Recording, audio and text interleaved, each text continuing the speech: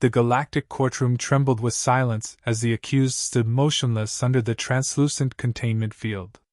Around him, tiers of bioluminescent alien dignitaries observed through layered eyelids, reflective membranes, or multifaceted ocular clusters. Thousands of species were present, most of whom had only seen a human through filtered archives or distant probes. Now a real one stood before them, not in chains of iron, but locked by fields strong enough to halt a plasma surge. He stood upright, with a gaze unflinching and unreadable. The presiding arbiter, a multi-limbed entity bred over centuries for impartial judgment, spoke with a tone like thunder whispered through steel. "You are designated human, identified as Elias Cade, planetary origin, Earth. You are charged with direct extermination of an 11-member peace envoy, unauthorized weapon use, and deliberate sabotage of interstellar protocol. How do you plead?" The translation echoed in Elias's earpiece, but he didn't answer right away. He scanned the faces, or what passed for faces, around him. He didn't see fear. He saw revulsion, fascination, thinly veiled contempt. They didn't expect remorse. They expected confirmation. "Not guilty," he said simply. His voice was level, stripped of the emotion they anticipated. That unsettled them more than rage might have.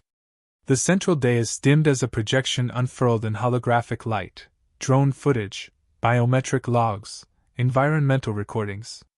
Images of destruction, of scattered debris, torn foliage, and collapsed terrain filled the void.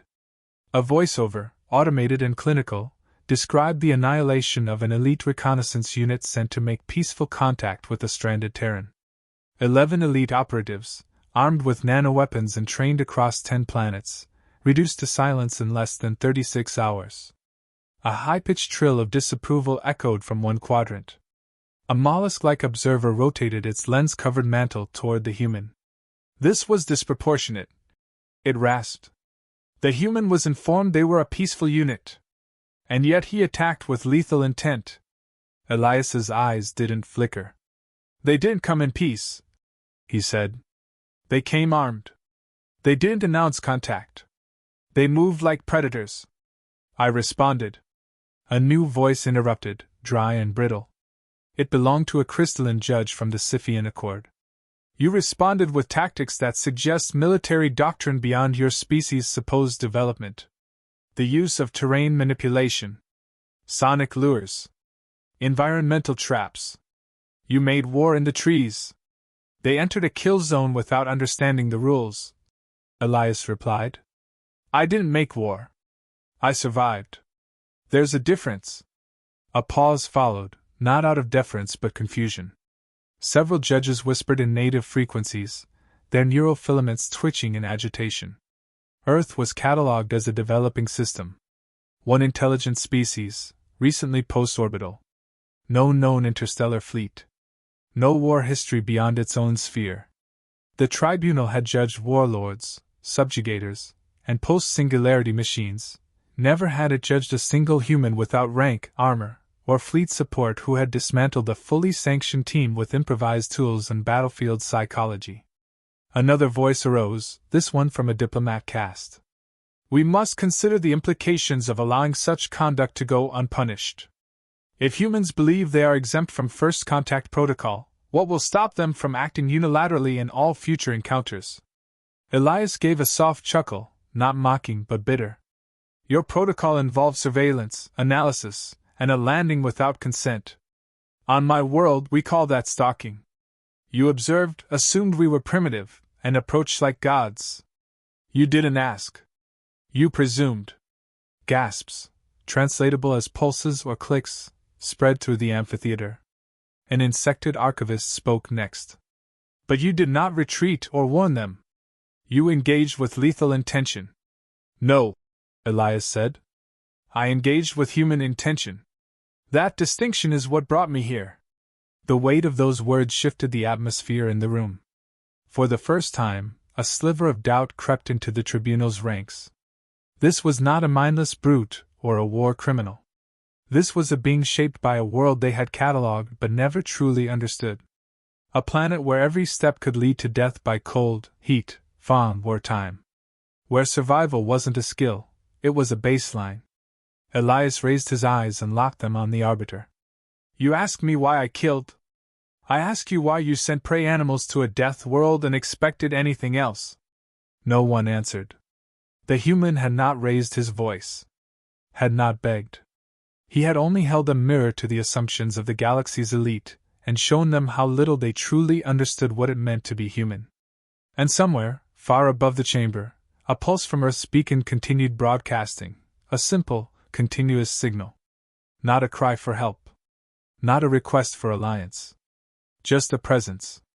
And now, the galaxy had to decide what to do about it. A murmur of motion passed through the chamber as the Arbiter gestured for the environmental analysis to be submitted. A spherical projection activated, displaying a rotating blue and green planet. Earth. At first glance, it appeared serene, lush forests, vast oceans, white cloud systems drifting across the surface. But beneath that beauty was something older, deeper, and far more violent. A synthesized voice began reciting environmental diagnostics gathered by deep space probes and archival observation. Atmospheric composition, volatile. Geological activity, severe. Biodiversity, aggressive. Weather patterns, chaotic and destructive. Recorded instances of solar radiation spikes, planetary magnetic anomalies, and biological pandemics were abnormally high. The data didn't speak of balance. It spoke of a world in constant rebellion against its own inhabitants. A thick-bodied, amphibious adjudicator leaned forward. Explain your species' development on a world so hostile to sentient life. Your evolutionary path contradicts every survival model we understand. Elias answered without flinching. We didn't develop in spite of it. We developed because of it. The room stilled. He continued. You evolved in stable conditions. Predictable climates. Balanced predator-prey cycles. Earth doesn't allow that. Our tectonic plates shift violently. Our storms flatten entire cities. Our diseases mutate faster than our medicines. We don't live in harmony with nature, we fight it every day. A judge of avian descent adjusted its vocal translator. And yet your species dominates the planet. How? Pain taught us. Loss taught us. We adapted faster than our predators could kill us. We learned to manipulate fire while being hunted by apex carnivores. Build shelters that could survive hurricane-force winds. We domesticated animals not out of companionship, but out of necessity, to survive winters and haul burdens.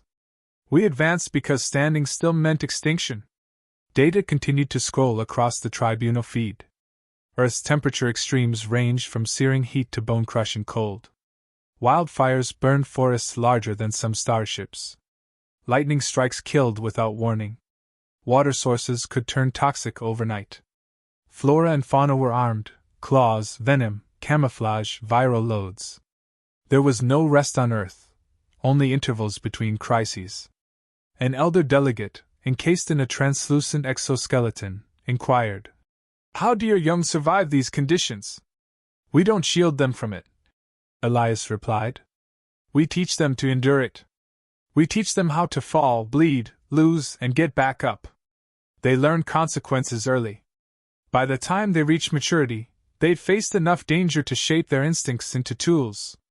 Whispers spread as clips of Earth life were played, a child walking through snowdrifts, a teenager surfacing from icy waters during rescue training, civilians helping each other after earthquakes. The observers saw it not as heroism but a normalized response to catastrophe. A diplomat from the Waterworld Kalyan spoke with evident discomfort. By our standards, your world is uninhabitable. Your species should not have developed higher cognition, let alone technology. The probability of reaching spaceflight under such conditions is negligible. We agree, Elias said, expression flat. We weren't supposed to make it. That's why we did. The response was not boastful. It was fact. Brutal, stripped of metaphor.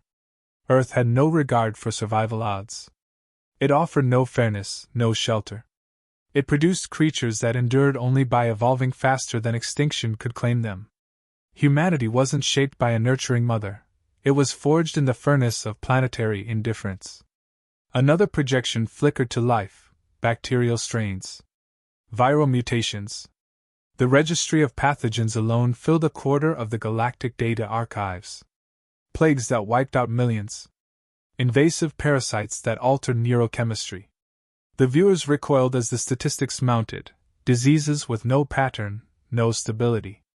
Adaptability wasn't just a strength for humans, it was the only way to remain alive. "You believe this justifies your aggression?" a judge asked. "No," Elias said. "It explains it." He didn't smile, didn't blink. Just spoke the truth. "We weren't designed to dominate. We were conditioned to survive. There's a difference. One of us alone isn't a threat. But one of us alone will fight harder, last longer, and learn faster than you expect. That's what frightens you." The room was silent again. Not out of awe, but unease. These beings had encountered strength before: massive warships, hive minds, hive fleets. But none of them had crawled out of chaos the way humanity had.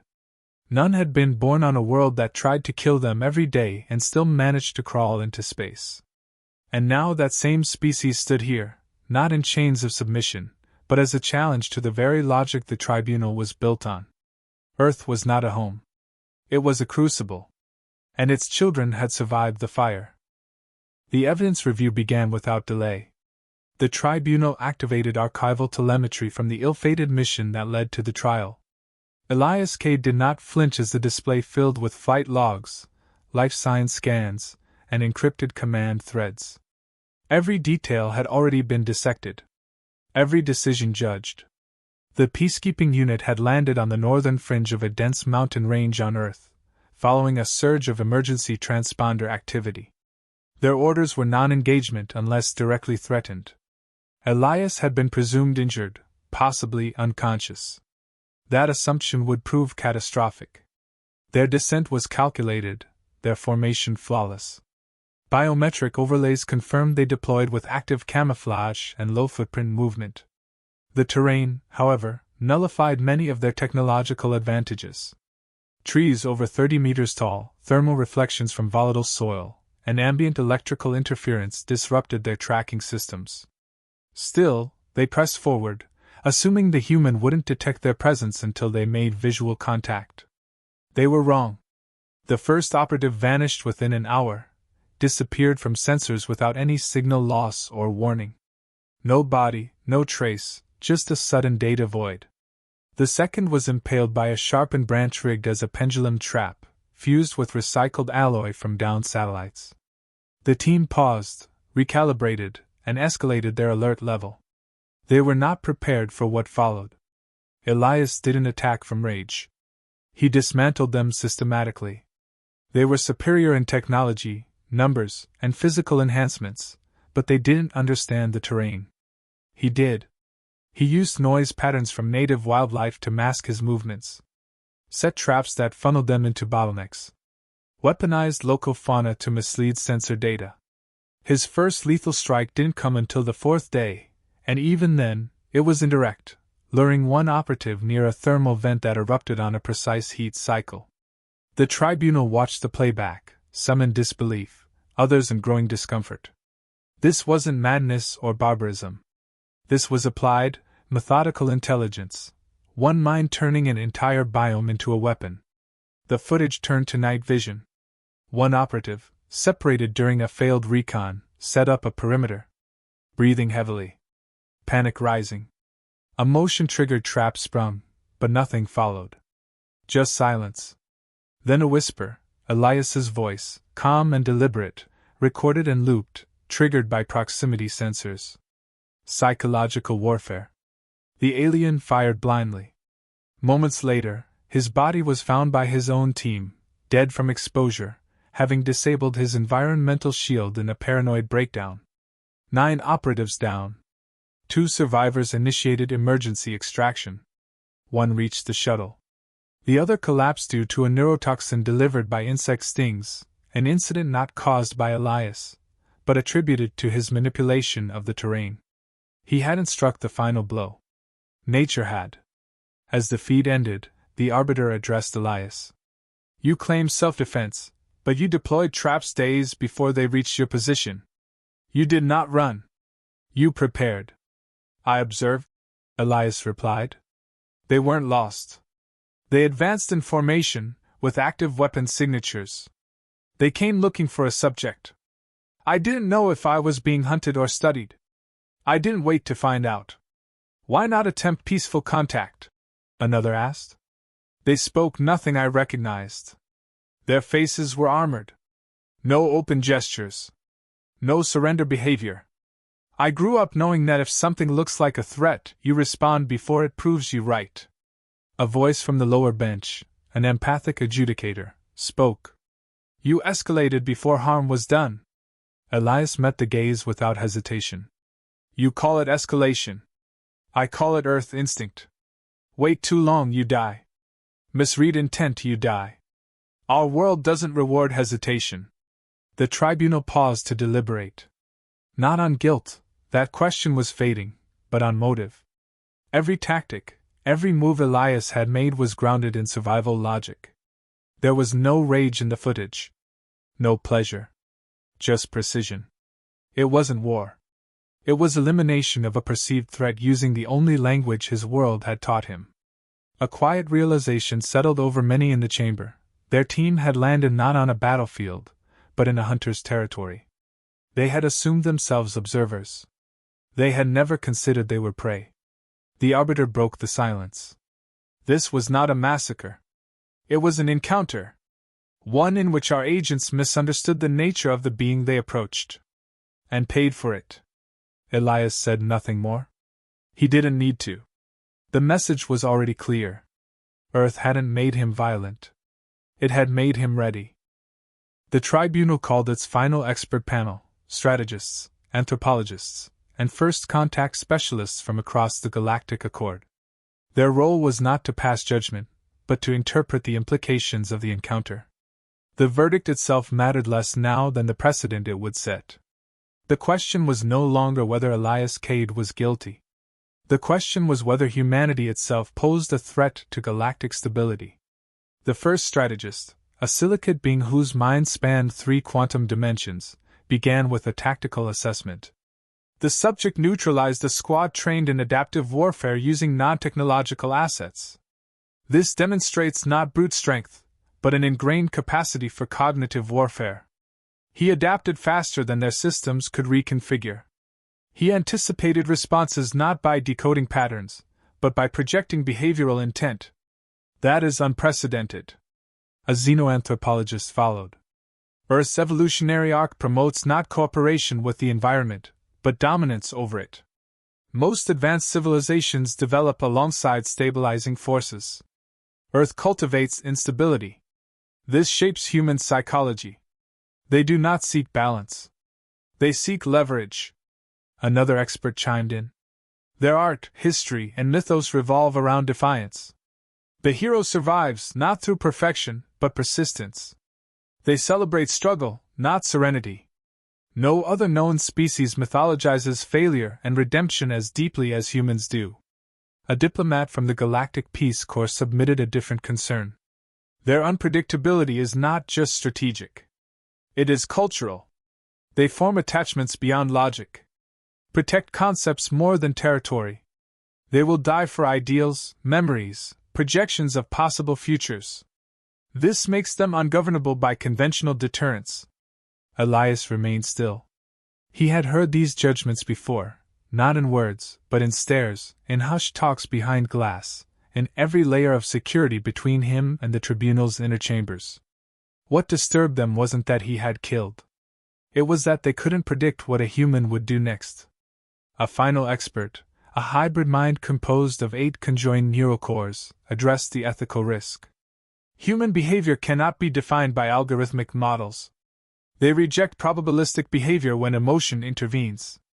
The subject's actions, while logical in isolation, were also emotional responses to perceived violation. They assign meaning to perceived intent, not just action. This renders them incompatible with species who communicate through passivity or indirect projection. The Arbiter turned its many eyes to Elias. "What do you believe your presence here means?" he answered simply. "It means you've met something you didn't design." There was no arrogance in his voice. Just truth. The tribunal was built on systems. Predictable systems. Regulated hierarchies, codified diplomacy, calculated assimilation. Humanity was a variable they hadn't accounted for. Not because of strength. Not because of weapons. But because of mindset. They had encountered species stronger, faster, older.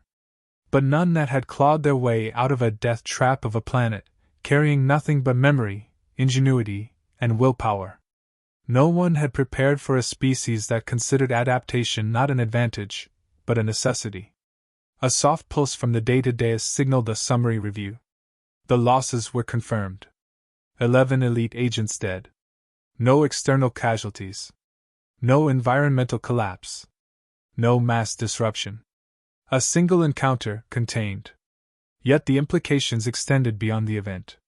One human had forced the galactic community to re-examine its framework for peaceful contact, tactical assumptions, and even definitions of sentience under stress. A cold realization surfaced among the delegates. Earth had produced not one Elias, but billions of potential variants. Most may never leave their planet. But the few who did would bring with them that same unpredictable determination. A quiet wariness settled over the tribunal. Not fear of humanity as conquerors, but as catalysts. They would not follow the rules. They would rewrite them. The arbiter paused, filtering incoming data across millennia of precedent. No suitable comparison emerged. No standard protocol fit. Elias Cade represented not an anomaly, but a new category. The tribunal had tried him as a soldier, a rogue, a threat. But none of those labels held. What stood before them was something else entirely. The decision was near. Not of guilt or innocence. That verdict had already been overwritten by reality. The decision now was how the galaxy would approach a species born of chaos but tempered by persistence. One that had survived every extinction attempt its planet had thrown at it. One that would not fit into any predefined role. They couldn't predict humanity's next move.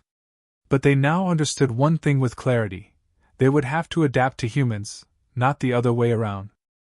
The final moment arrived not with ceremony, but with silence. The tribunal had convened privately for less than an hour. When they returned, the atmosphere had shifted. The judgment was not merely about Elias Cade. It was a decision about how to define humanity within the galactic framework, something no species had previously forced this assembly to confront. The arbiter delivered the verdict in an even, unreadable tone: death sentence, to be carried out by neurovaporization. The decision was instant, final, and unprecedented for a first contact scenario without clear provocation. Shock did not ripple through the hall. It settled like cold fog, calculated, deliberate. This was not about justice. It was containment. A message. Elias did not protest. His eyes held no disbelief. He understood. He wasn't being executed for what he had done. He was being erased for what he represented. A species too difficult to predict, too inconvenient to assimilate, too dangerous to ignore.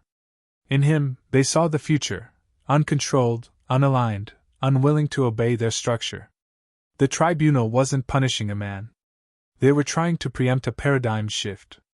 Still, unease stirred among some members. No protocol justified this outcome. No law covered a species being judged for the crime of surviving in a way others couldn't understand. The records would say his actions led to diplomatic failure. But history, the quiet kind written in analysis and whispers, would remember this differently. As the sentence was confirmed, something changed. The broadcast, viewed across thousands of systems, began to trigger responses. Not protests. Not outrage. Curiosity. Humans had already made contact with fringe traders, rogue explorers, and distant outposts. Rumors of their resilience, creativity, and volatility had spread far faster than the tribunal's reports. By the time Elias was condemned, the rest of the galaxy was already asking, how did one man survive an elite team with no technology, no support, no exit? That question mattered more than the verdict. Because it reframed everything. In the days that followed, transcripts of the trial leaked. Strategic archives were decrypted. Independent systems ran simulations of the encounter. And everywhere the same conclusion emerged: this wasn't about aggression. It was adaptation under existential pressure. A defensive instinct that outpaced technological advantage. The tribunal had tried to bury it, but instead, they amplified it. Outlying civilizations began updating their threat assessments. Not to list Earth as hostile, but as unknown. Scout vessels were pulled back. Research missions delayed. Border worlds issued quiet advisories to avoid human engagement unless absolutely necessary. Not out of fear of war, but of contamination.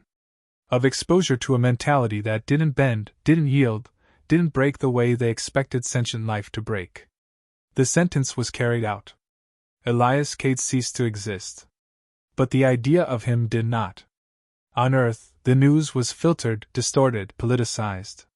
But in the void, the memory became myth. A lone man, on a primitive world, dismantling a superior force and standing trial without apology. Not a hero. Not a martyr. A message. That humans weren't coming to conquer, but if pushed, would never be controlled. Allies who had remained neutral began to reconsider diplomatic paths. Not to appease Earth, but to understand it. If one human could do what Elias did, what could a prepared one do with galactic knowledge? That question haunted war councils and peace forums alike. Elias's death did not end the threat. It multiplied it. It forced a redefinition of the threat matrix that every advanced civilization used. Not because humans sought conflict, but because they brought a disruptive logic. They didn't seek safety. They sought challenge. They didn't wait for permission. They moved when needed. They didn't collapse under pressure. They became sharper. The tribunal's fear had not been misplaced. But its method had failed. Erasing one man only exposed the fault line. What they had discovered on that hostile, untamed world was not a single rogue anomaly, it was the baseline. A species raised by extremes, forged by loss, immune to predictability. In trying to control that threat, they had introduced a new one. The truth about Earth was now out. The myth had begun. And it would travel faster than any sanction, deeper than any warning. A story of a species that wasn't just surviving a death world, it had mastered it. And now, it was looking outward,